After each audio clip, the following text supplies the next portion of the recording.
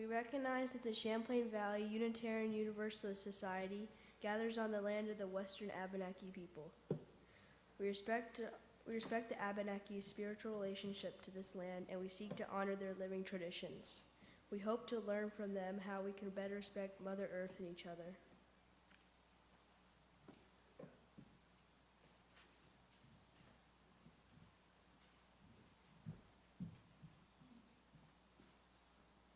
Good morning.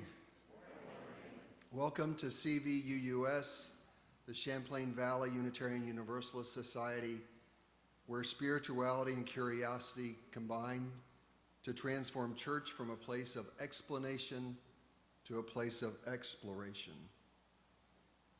We are grateful you are here. I am Tom Morgan, Wesley's dad, and a member of our worship team and our membership committee. This morning, I am honored to serve as the worship associate for our Reverend Patricia Hart, who will lead us in this service entitled, In the Darkness, Light. A special welcome to anyone who is here for the first time. If you're comfortable, we invite you to sign the guest book in the lobby so that we may be in touch and include you in distribution for a monthly newsletter. And please join us downstairs after the service for refreshments and conversation. CVUUS offers many pathways to connection in addition to Sunday services. Some of them are mentioned in your bulletin, such as information about our Christmas Eve service, including the 4 o'clock pageant and the 6:30 service afterwards, more of a traditional service. You'll also read about opportunities in our weekly blast emails and our newsletter, and often conversation downstairs during coffee hour. If you have not already, now is a good time to silence your phones. Hearing assistance devices are available at the tech table in the back, and religious exploration is going on today next door at the Finn House.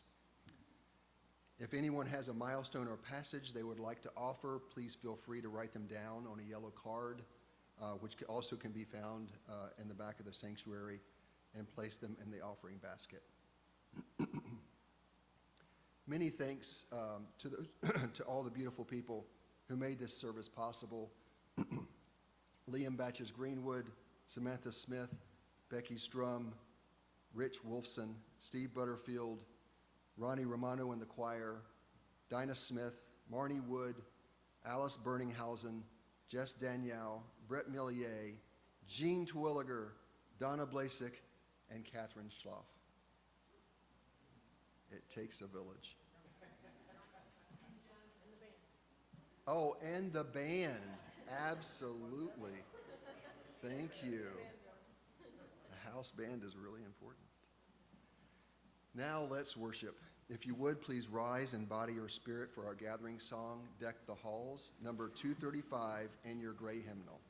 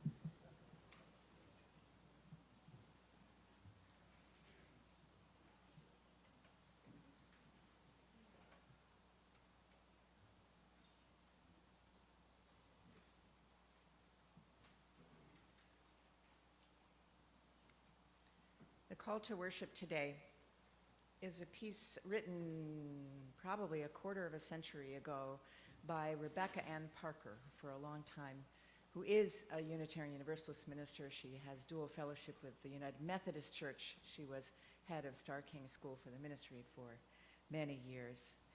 And this piece, which she called Winter Solstice, I stumbled upon, I'm pretty sure in my mother-in-law's house when she was living in St. Croix, and that little fellowship was putting on their services without ministers almost all the time, and they were using a publication called Quest, which is a publication of the Church of the Larger Fellowship.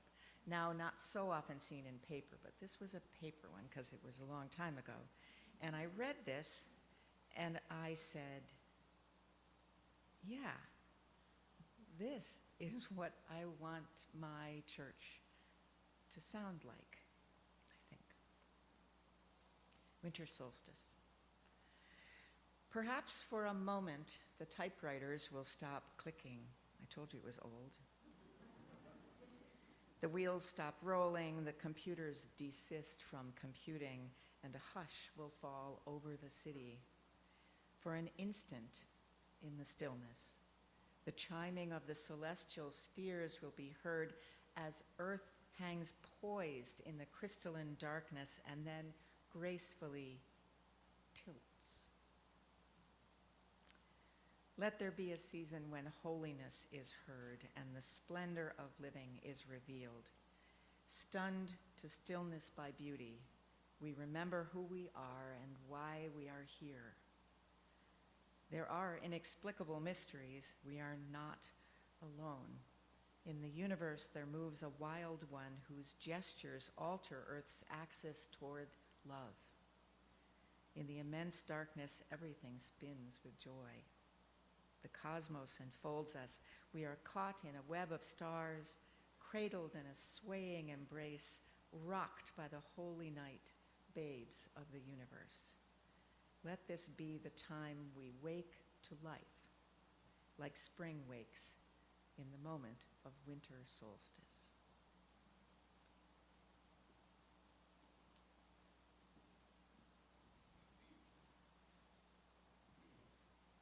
Please join me in our reading as we light our chalice.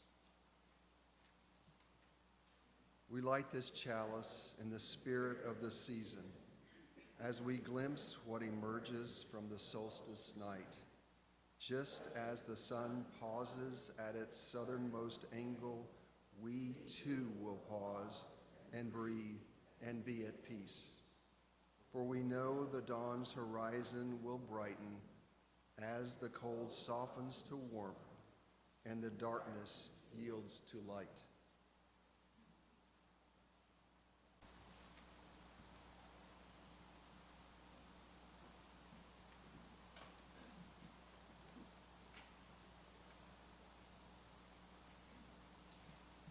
So this is the spot in the service where ordinarily there would be a story and we'd invite the children up and we would pretend that we were just talking to the kids when really we were talking to all of us.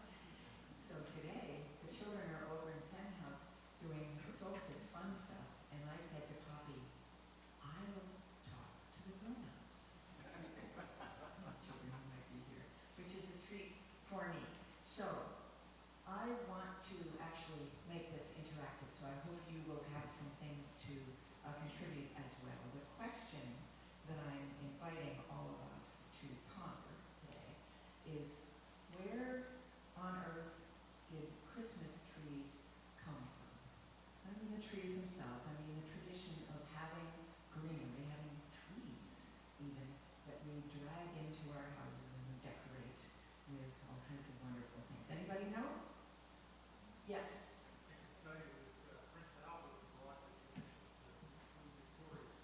He did. Prince Albert gets lots of credit, but it was long before him. So we're trying to go back just a little farther. Yes. I'm sorry. Did you have that your hand up? It is absolutely German, and we'll get to that too. But long before there was anything called German,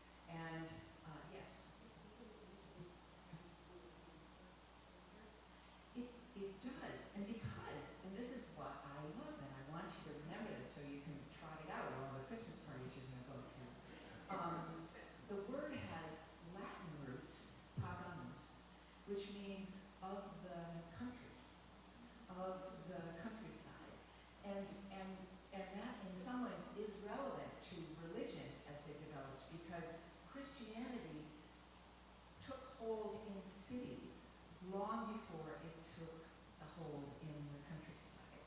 So, but the word means of the country, of nature.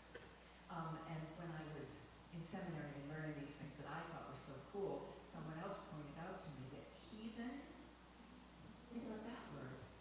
It means of the heath. It does, indeed. So its vocabulary is helpful and important. Okay, the thing is, this stuff goes back a long, long, long way. And by this stuff, I mean the idea of bringing evergreens in the season of winter, of non-fertility, into your dwelling, is a way of remembering that life persists even when it does not appear to be persisting in the natural world. And traditions of bringing in living things, especially green living things, definitely was a thing that I have to get my list here. The Gauls did, the Romans did, Egyptians, and Vikings, and that's just a really short list. This goes back a very long way, and it was not a randomly timed thing. So when have people, for a very, very, very long time, brought greens into their houses, into their dwelling places? At what time in the year? In the dark, yes? At solstice, yes, at solstice, which is just a few days away. And why? Why then? What was it that people knew about the solstice that made them, and this is kind of a dawning awareness in my head, what was it that made people celebrate and light fires and bring greenery into their houses? Yes, yes, he has it right, and we know this, and that's why we do it. But I realized this week, as I was working on this service, that for a very long time I took in the story that ancient peoples were, frankly, not very bright. This idea that we've figured out that the light is coming back, but maybe they hadn't, and they were terrified and thought that if they didn't appease the gods and build fires and make sacrifices and things like that, that the sun would not come back. I'm not sure that was ever true. I think that the scholarship, such as it is about these ancient cultures, is that people were celebrating, yeah, because it's dark out and you want to have light and you want to get people together and stay warm, but also because they knew that the darkest time was the beginning of the light coming back. This has been happening for a very long time. And I think for a long time I thought that solstice and Christmas trees didn't have a whole lot to do with each other, but I was really, really wrong about that.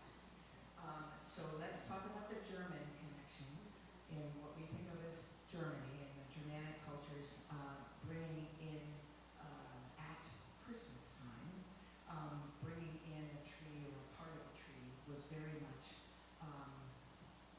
part of the culture. And it came to this country primarily, initially, before Queen Victoria and Prince Edward did their thing. It was brought by German immigrants. And does anybody know, extra credit here, who was the important, very serious religious person who was the first one to put candles on a tree? Oh, it's another good one to know about at a Christmas party. Martin Luther. I know, isn't that stunning? It doesn't seem like he was really a very fun guy. But he gets credit for being the first one to have candles, bring in a tree and have candles and wire them to the tree. I don't understand why everybody wasn't terrified the whole time, but he did that. And then there is the famous 1846. I think we saw it, those of us who watched Victoria on public television. Victoria says to Prince Albert, why don't you bring in a tree? Why don't we have a tree in the palace and you can decorate it?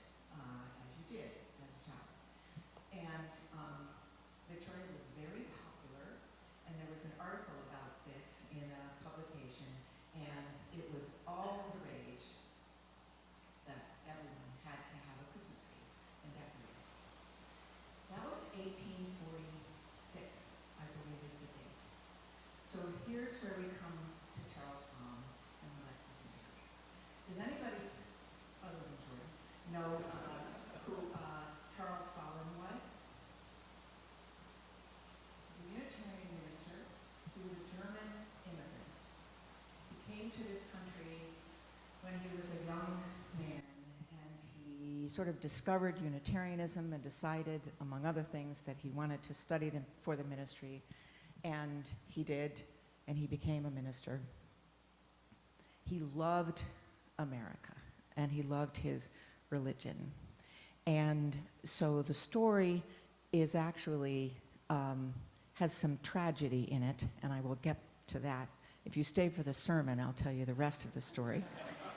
But the story that became popular, that became known, and was also written up in a magazine in 1835, so 11 years before Victoria and Albert did their thing, was that the Follin's family, Charles Follin and his wife, had little kids, and they decided to bring in the top of a tree and put it in their parlor in Lexington, Massachusetts. I should have said that.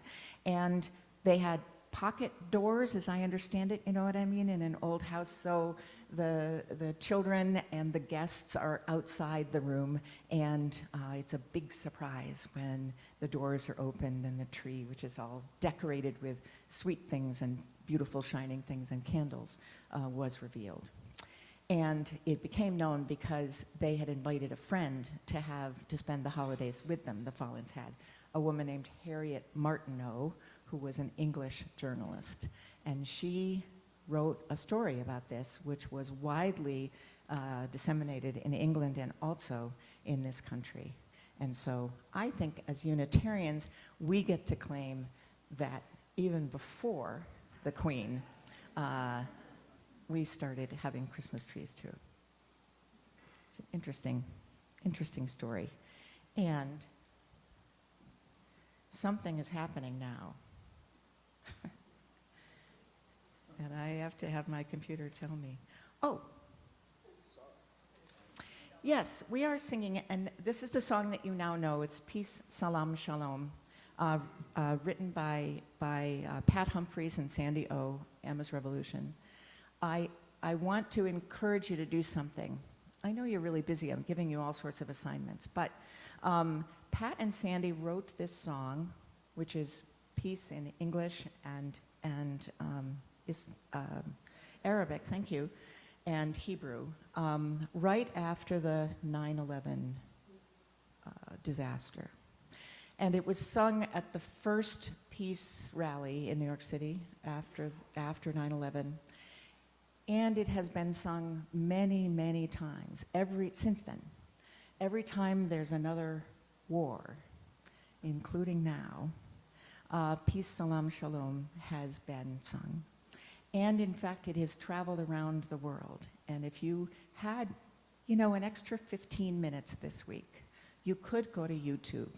You could search on Peace, Salam, Shalom, and you could, in fact, watch one of those videos where there are people playing this song in so many different parts of the world. I have a hard time watching it without having tears come to my eyes of joy and appreciation and hope. So let us sing.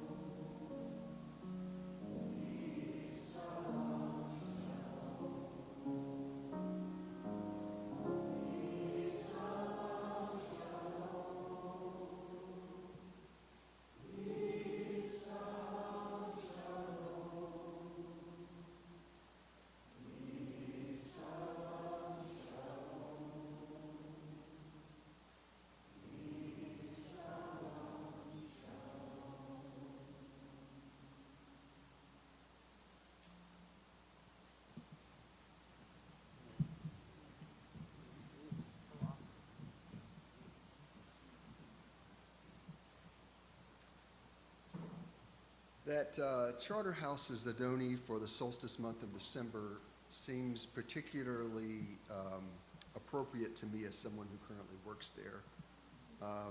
As I mentioned last Sunday, Charterhouse is our county's only low-barrier homeless shelter.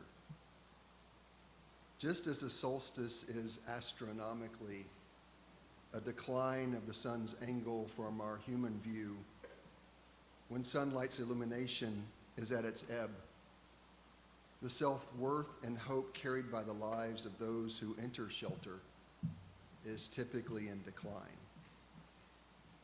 The staff and services of Charterhouse Coalition help the unhoused members of our community regain a sense of worth and work on helpful, generative goals to grow toward a brighter future. When you support Charterhouse Coalition and our partners, you're demonstrating your faith. Your faith that just as seasons change, so do people's circumstances and choices. Just as the sun rises, so can every human spirit, anticipating an opportunity to emerge from the darkness again.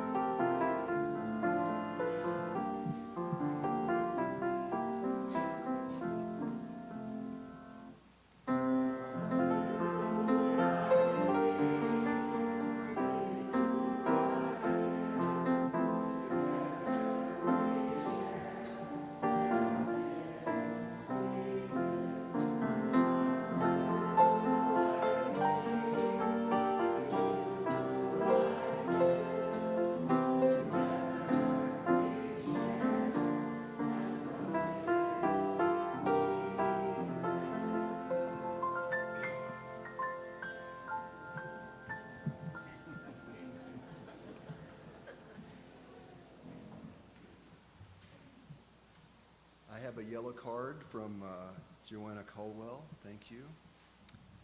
In this season of joy and peace, my heart is so heavy with the grief of the people of Gaza. Let us not look away. You don't have to be Jewish to join the Jewish Voice for Peace. Everyone deserves to be safe. Amen. And blessed be.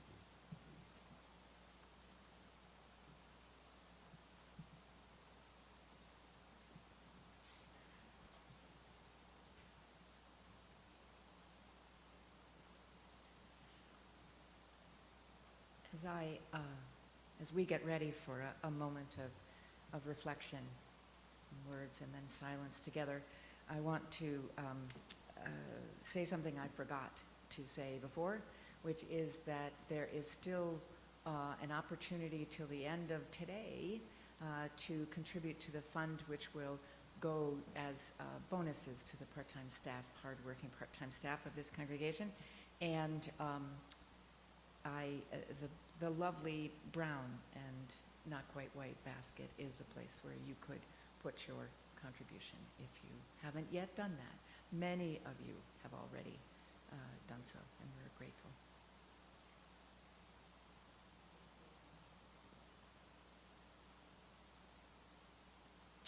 In a few minutes, the choir is going to sing a solstice anthem,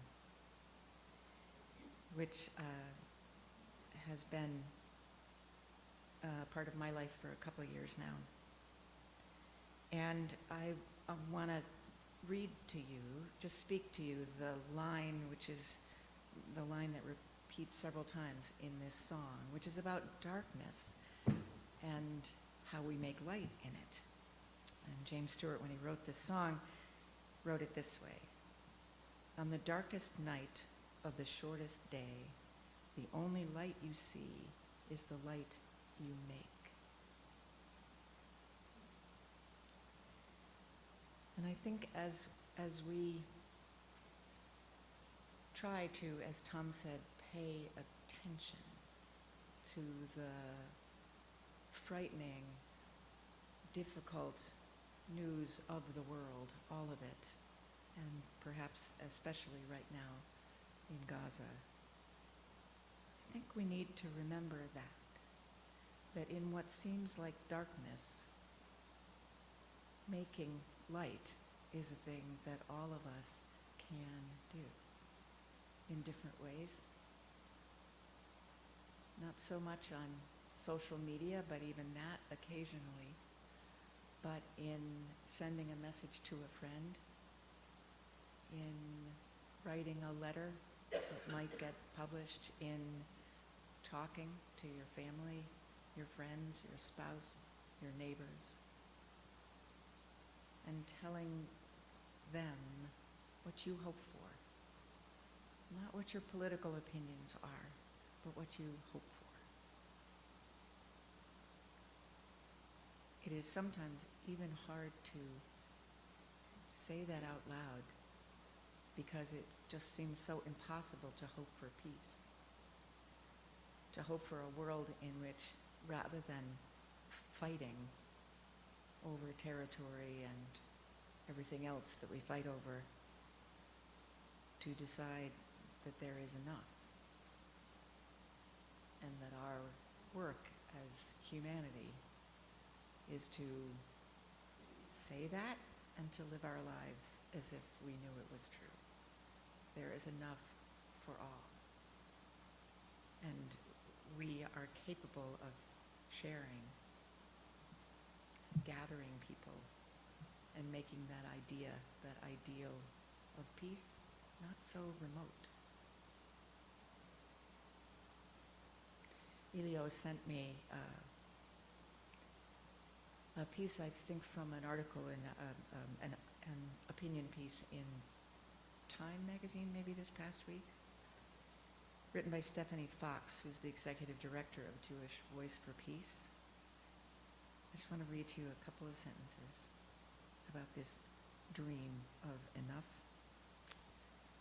Israeli and Palestinian safety and lives are intertwined, she writes.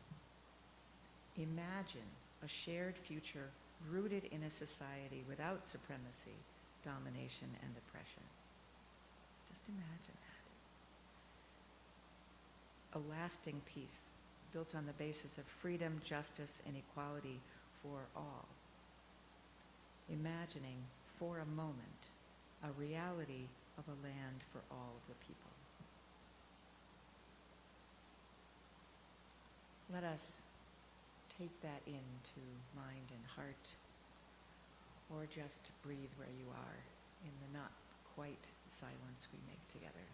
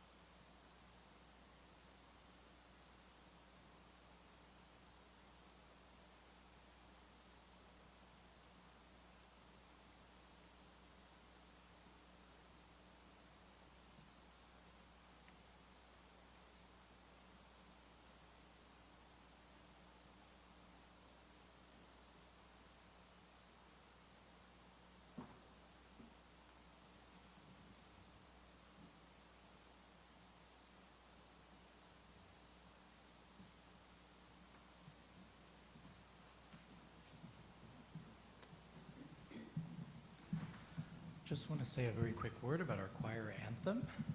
So this is Shine by James Stewart, who's the director of music up at the Unitarian Church in Burlington. You also might know him from Vermont Public Classical Radio. And he wrote this wonderful anthem last year. And we are glad to present it here in Middlebury now. And they're also singing it up in Burlington this morning. So maybe if we timed it just right, you know, maybe it's happening right now.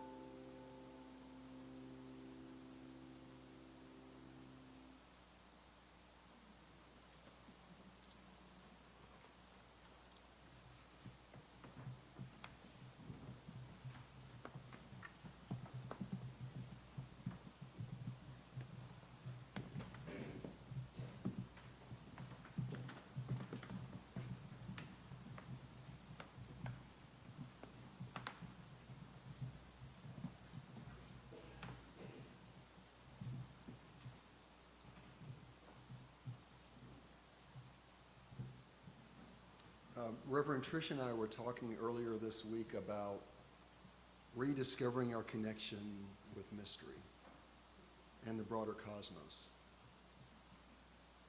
As she mentioned, winter solstice has been part of the spiritual lives of humans since the Neolithic period.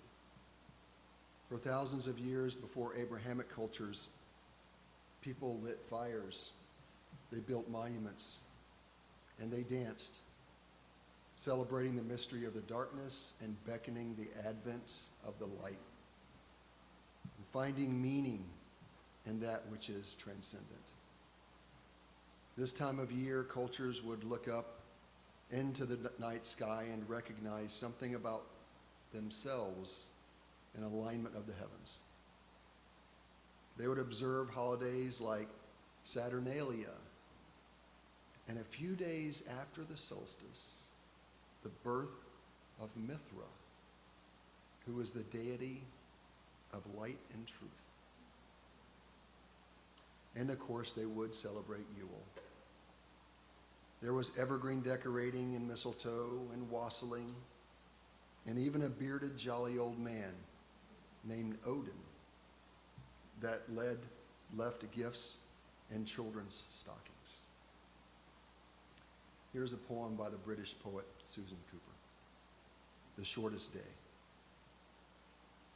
And so the shortest day came and the year died, and everywhere down the centuries of snow-white world came people singing and dancing. To drive the dark away, they lit candles in the winter trees. They hung their homes with evergreen. They burned beseeching fires all night to keep the year alive. And when the New Year's sunshine blazed awake, they shouted, reveling. Through all the frosty ages, you can hear them echoing behind us. Listen. As the long echoes sing the same delight, the shortest day, as promise wakens the sleeping land, they carol, feast, give thanks, and dearly love their friends, and hope for peace. And now, so do we.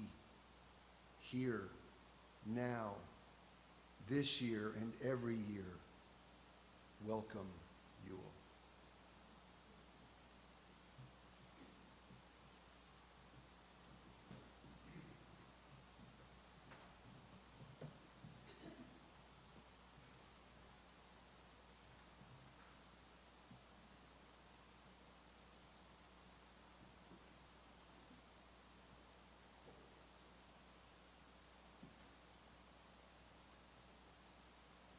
I love that poem, The Shortest Day, and Tom's introduction to it.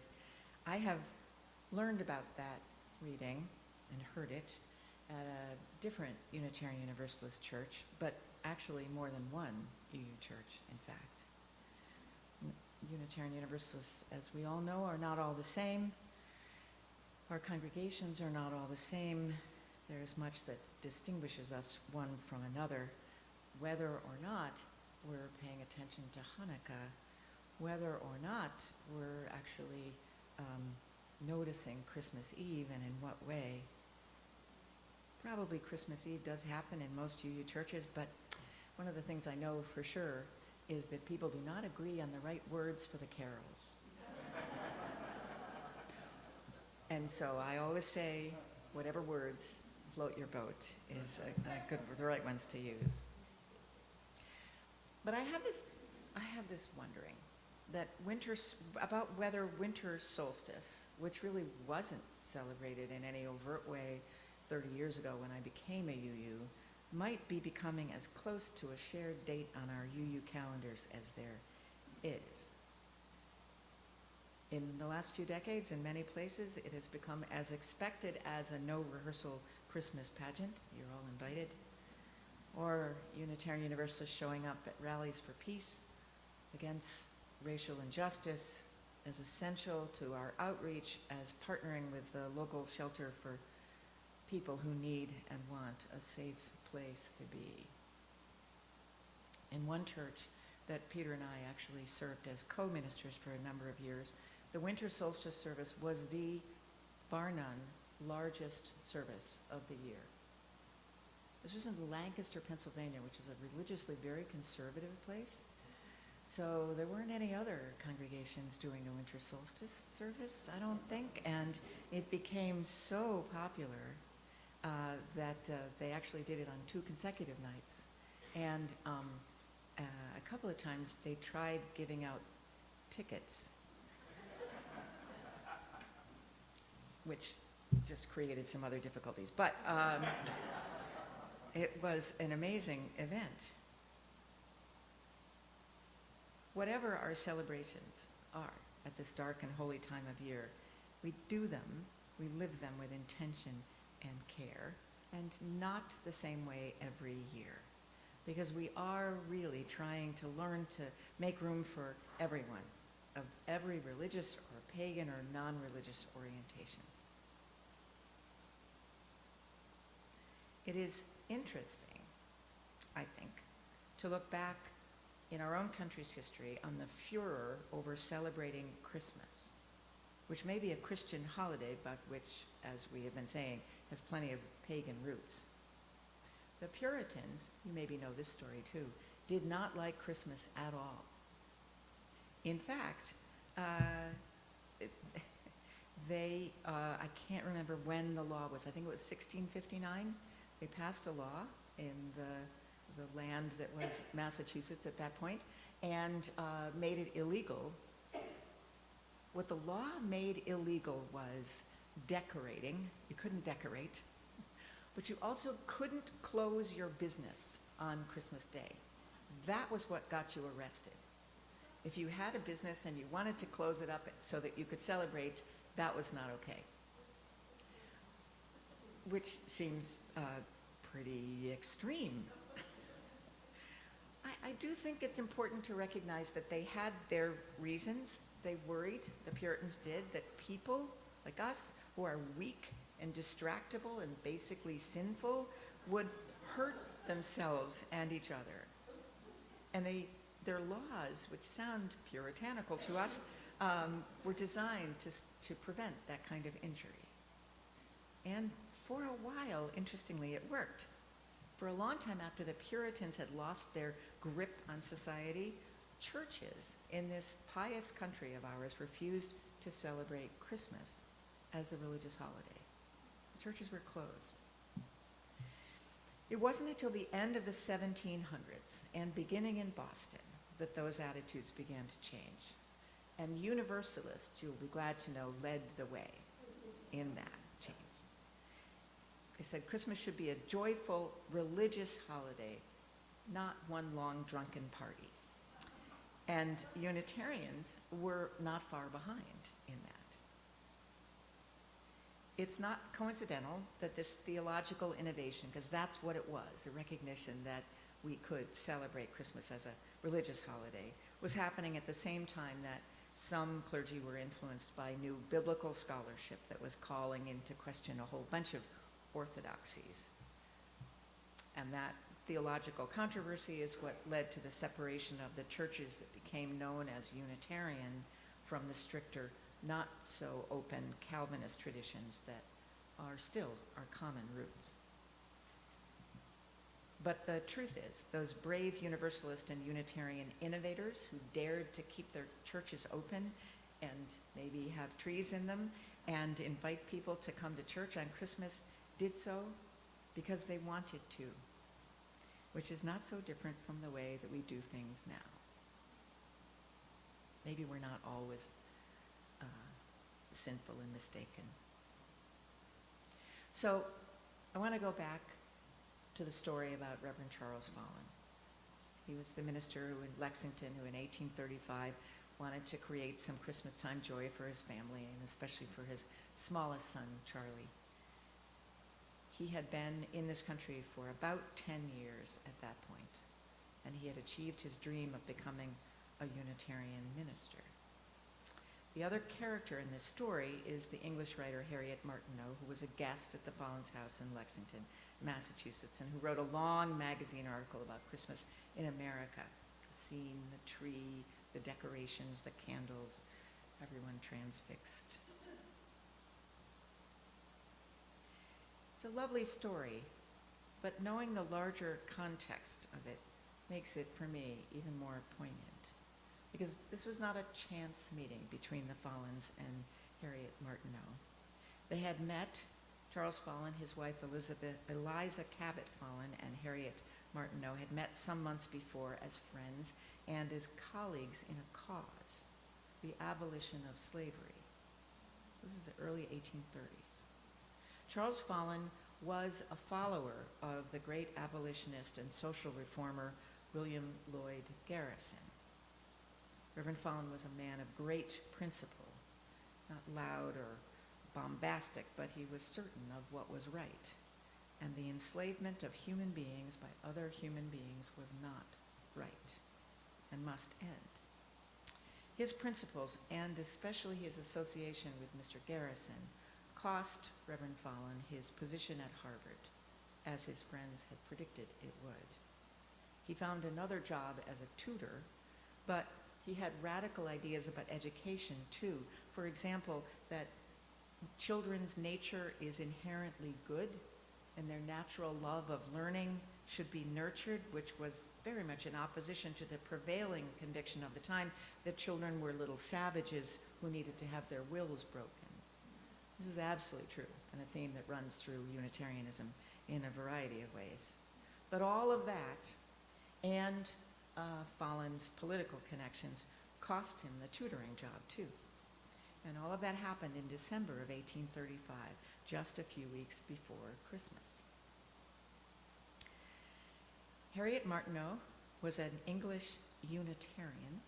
She came to America as a reporter, not to report on abolition or anything political, but to write about American life. But she made connections with Unitarians in Boston, and she was horrified to find out that slavery was still very much a reality in this country, and she was drawn to the cause of the abolitionists. And as that became known, she, like her new friend Charles Follin, lost many of her connections and her social credibility, and was about to lose her job. So Christmas of 1835 at the Follin House was a time of great anxiety and uncertainty and fear. One can imagine that there was mutual commiseration and strategizing about what to do. But Charles Follin had also made a promise to his family and to his friend Harriet that their house would be an oasis of serenity and peace in that time of difficulty and scandal. So together they created that oasis, and even better, they passed it on to us.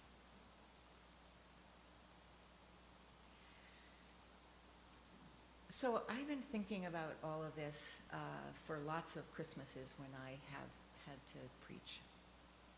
When I have had the honor of preaching, let me rephrase that. And it has struck me that the best Christmas stories are often about failure. In a way, the Charles Follin story is about failure because he did not live long enough to see the actual legal end of slavery in this country. Hanukkah stories, too, actually are also about failure, and Christmas stories are about failure and then victory of the spirit. But just think about it. George Bailey, It's a Wonderful Life. How long has it been since you've seen that movie? I might need to watch it this week. Tons of failure in that story, and a pretty inept angel who doesn't, anyway. You should watch it. The Gift of the Magi by O. Henry, Amal and the Night Visitors, Ralphie in A Christmas Story.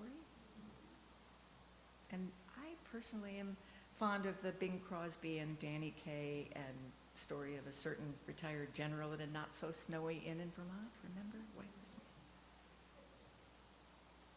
The Maccabees and all the Jews who were oppressed by the Assyrians for so long, who waited so long to be free from oppression. And then, of course, Mary and Joseph and baby Jesus. You know, it's hard to say that was not a story about failure and poverty and scandal and desperation and cruelty and homelessness, and also about angels and miracles and hope.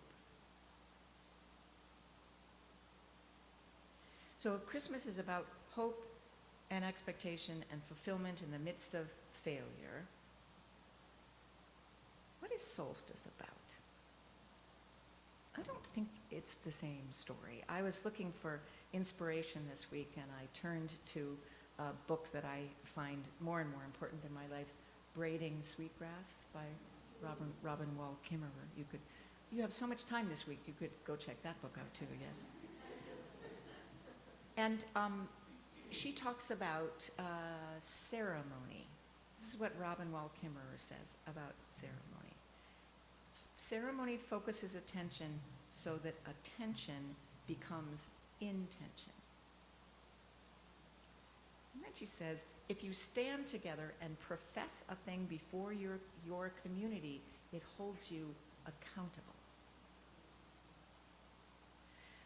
She makes the point that ceremonies transcend the boundaries of the individual and resonate beyond the human realm into mystery. But also that these acts of reverence, these ceremonies, are powerfully pragmatic because they're ceremonies that magnify life.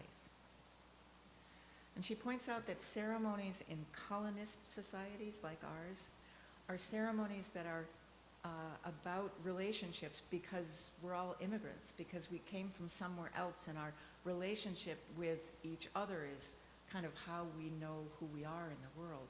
But what's been lost is the ceremonial connection to the land, to the earth, to where we are, to the seasons. And what she says is we can bring those back. We can expand our idea of ceremony to go beyond the individual and the personal to who we are in the world and connected to the world.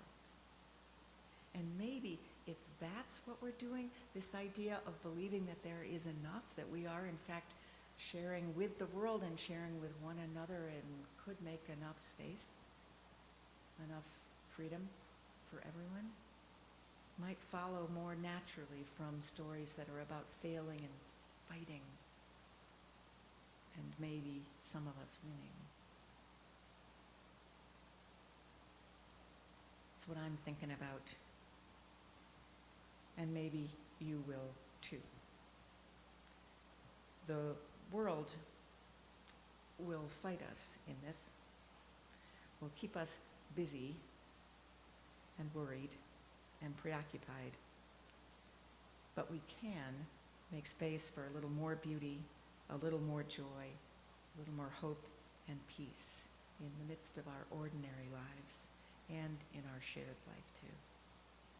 We can make ceremonies with our communities to remember and celebrate our shared connection with the earth. And in that, we can make all the difference. So may it be. So may it blessed be.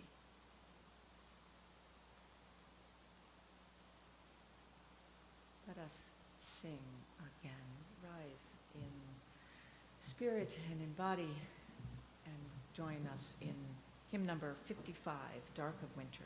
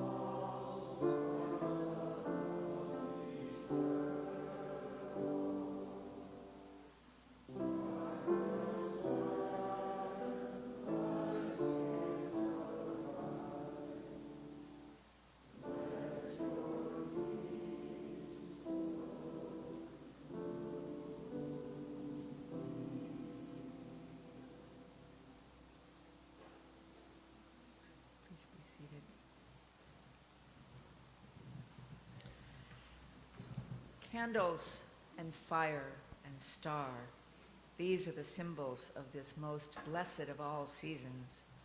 Candles for the banishing of darkness, fires to draw out hearts and spread a golden glow to the innermost recesses of our being, stars to beckon us onward, guiding our footsteps to the holiest. Go in peace.